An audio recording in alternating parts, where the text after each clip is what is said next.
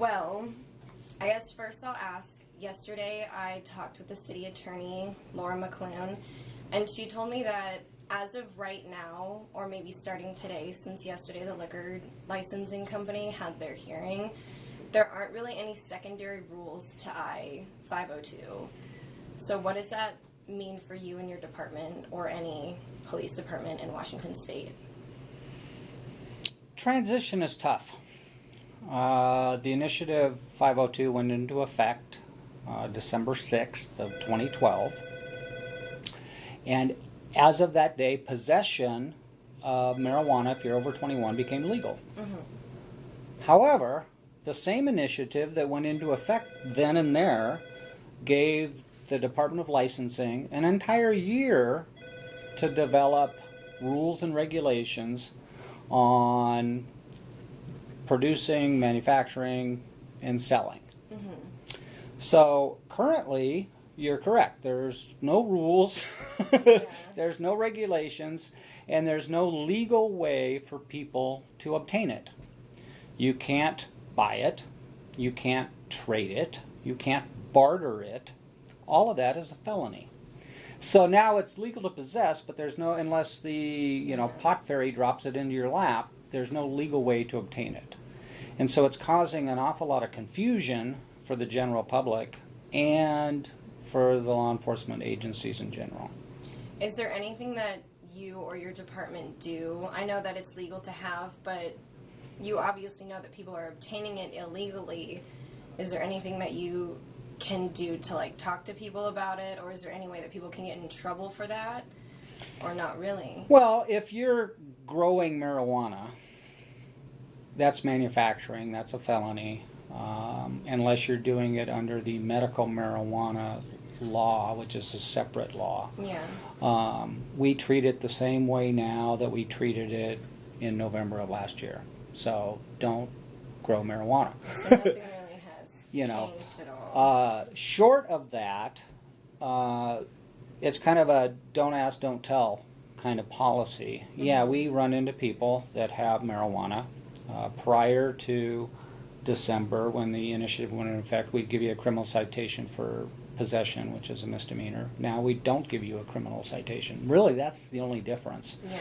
We don't question you where you got it, and you don't tell us where you got it. So that's kind of where we go from there. Do you know of any cases that come through or have come through for the state of Washington that have had an impact on altering the laws for making marijuana legal to possess?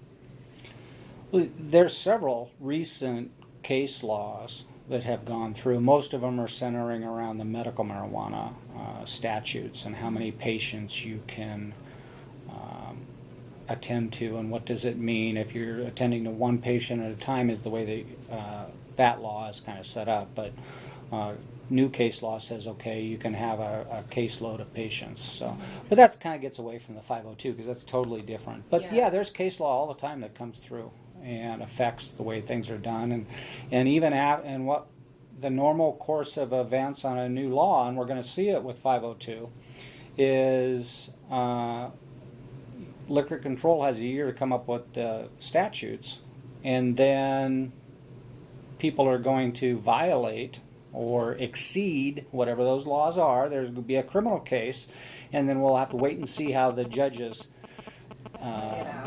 rule on those things, and kind of eventually over a number of years we'll come up with a system that apparently works.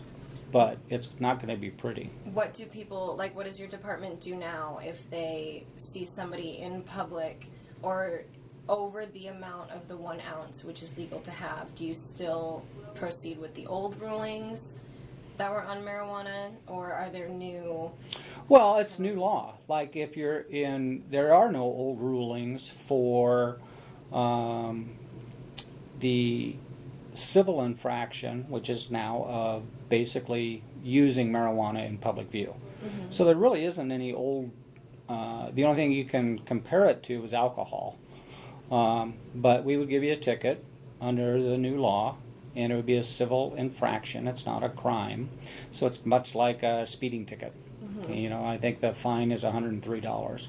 So Is that all that was really in place, was just a fine? People didn't have to go through any type of drug testing programs or anything? Like Now, for what the DUI? university does with it, who knows what they're going to do with violations. Aren't they under federal laws since they come from grants? They are, yes, but student conduct handles violations of student conduct on their own, so. And then the 1 ounce is how much somebody can obtain on their property before, if they exceed that amount, what do? You write them a citation for that? That would be a normally? criminal offense for violation of the controlled substance laws. What that is are the already in difference effect. between a criminal offense and then just having a citation, or is a citation a criminal offense as well? Citation is a criminal offense as well. They An are. infraction is a Infraction. civil penalty. How do you treat those differently? An infraction or a civil penalty is only money. There is absolutely no chance that you can go to jail. I mean, Okay. that's the difference.